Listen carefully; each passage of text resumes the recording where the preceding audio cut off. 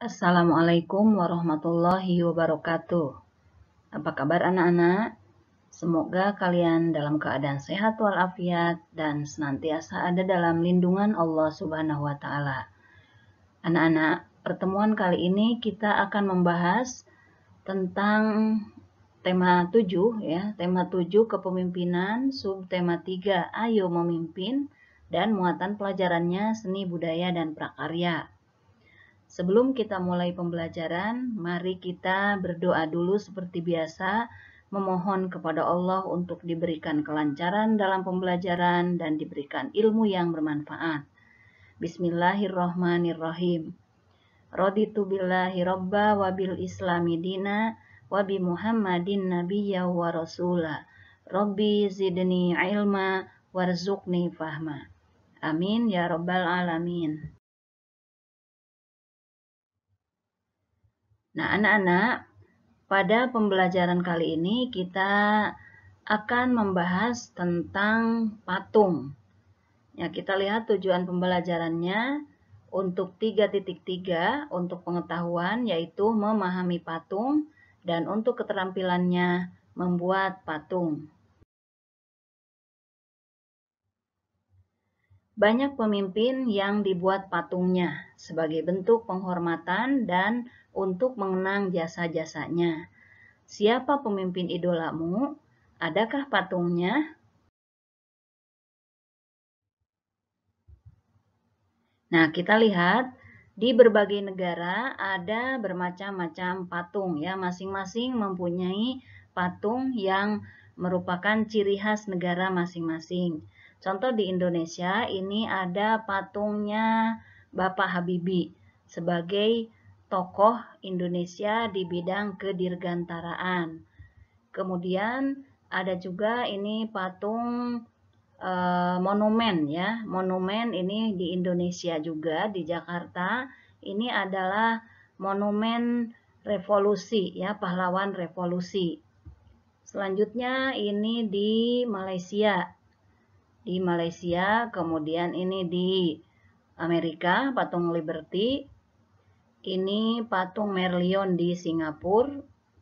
Ini patung Buddha tidur di Thailand.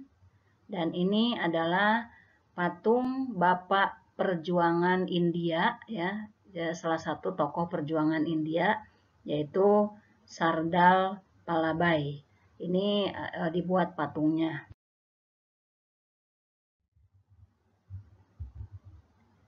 Sekarang perhatikan patung berikut. Nah, menurut kalian setelah kalian melihat dua patung ini atau patung dua orang tokoh ini, maka akan timbul pertanyaan, siapakah tokoh dalam patung tersebut? Apa bahan yang digunakan untuk membuat patung itu? Dan bagaimana cara pembuatan patung tersebut? Nah, sekarang kita bisa jawab dulu yang pertama nih, siapakah tokoh dalam patung tersebut? Tentunya kalian sudah tahu semuanya bahwa ini adalah atau mereka adalah pahlawan proklamator yaitu Insinyur Soekarno dan Dr. Andes Muhammad Hatta. Apa bahan yang digunakan untuk membuat patung itu? Ya, patung itu dibuat dari perunggu. Dan bagaimana caranya? Caranya yaitu dibuat dengan teknik cor. Sekarang ciri-ciri patung. Patung terbuat dari bahan yang keras dan padat. Berbentuk manusia, hewan, atau tumbuhan. Termasuk karya 3 dimensi. Maksudnya karya 3 dimensi ini bisa dilihat dari berbagai sisi dan memiliki panjang, lebar, dan tinggi. Memiliki nilai religius, sejarah, dan keindahan.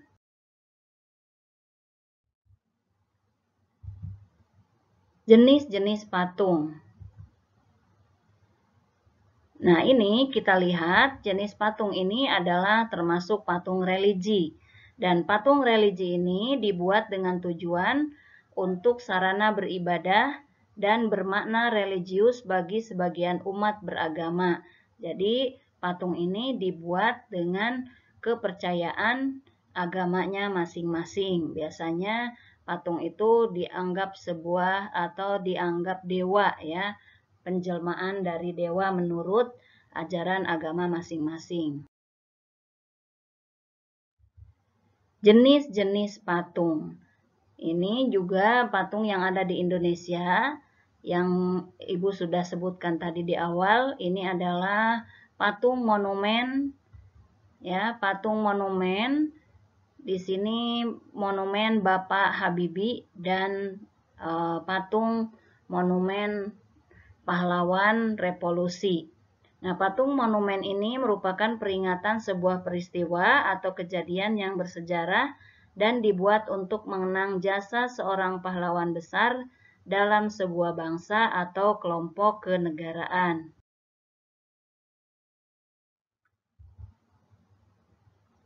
Jenis patung arsitektur. Nah, kalian bisa lihat jenis patung ini memiliki nilai estetika dan berfungsi untuk menopang suatu konstruksi bangunan. Patung arsitektur mengutamakan kekokohan dan detil-detil keindahan guna memanjakan mata bagi yang memandangnya. Bisa kalian lihat di situ ada gedung yang di atasnya dipasang patung-patung sebagai nilai keindahan atau untuk nilai keindahan gedung tersebut, menambah keindahan gedung itu.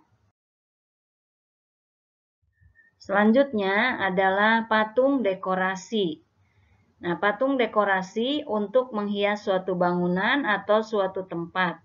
Patung dekorasi juga bisa kalian temukan terletak di sebuah taman, baik itu di taman pribadi maupun taman umum.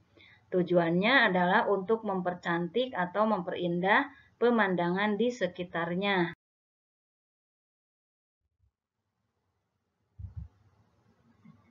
Nah, selanjutnya ini patung seni ya. Patung seni. Patung seni dibuat dengan tujuan murni untuk estetika. Artinya, fungsi patung seni murni untuk dinikmati keindahannya dari segi bentuk dan makna bagi yang memahaminya. Nah, ini contohnya patung seni yang ada di Saudi Arabia ya.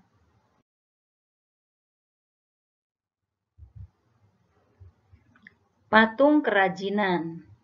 Patung ini murni diproduksi untuk tujuan konsumerisme.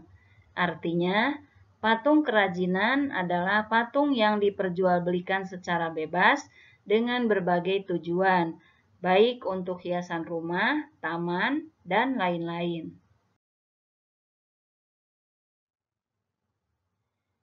Nah, sekarang kita lihat bahan pembuatan patung. Apa saja bahan pembuatan patung? Terdiri dari bahan lunak. Bahan lunak diantaranya adalah menggunakan tanah liat, plastisin, dan sabun. Untuk bahan sedangnya, kayu randu, kayu mahoni, kayu sengon, kayu waru. Dan untuk bahan kerasnya, yaitu kayu jati, kayu ulin, batu andesit, batu marmer, dan batu granit. Teknik pembuatan patung. Yang pertama adalah teknik cor. Teknik ini menggunakan cetakan dengan menggunakan bahan isian material seperti semen dan logam cair. Nah, logam cair ini dipanaskan dulu ya, dan semennya juga dicairkan, kemudian dituangkan ke dalam cetakan. Teknik butsir. Teknik ini untuk menambah dan mengurangi bahan yang umumnya menggunakan tanah liat. Teknik pahat. Teknik ini digunakan dengan cara mengurangi bahan sedikit demi sedikit menggunakan alat pahat. Biasanya ini teknik pahat ini menggunakan bahan yang terbuat dari kayu. Teknik modeling. teknik ini dengan cara membuat model dulu sebelum patung dibuat. Dan yang terakhir, teknik merakit. Teknik ini dengan cara merakit bahan dasar patung lalu membentuknya. Nah, itu adalah teknik-teknik pembuatan patung.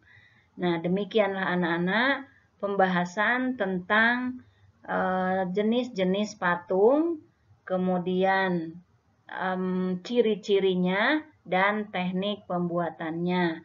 Mudah-mudahan apa yang Ibu jelaskan kali ini dapat difahami dengan baik dan dapat menambah wawasan kalian dalam mempelajari teknik patung, memahami patung ya.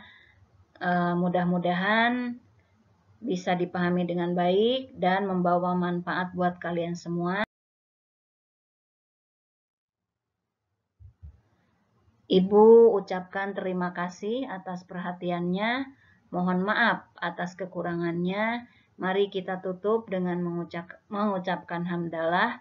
Alhamdulillahirabbil alamin. Wassalamualaikum warahmatullahi wabarakatuh.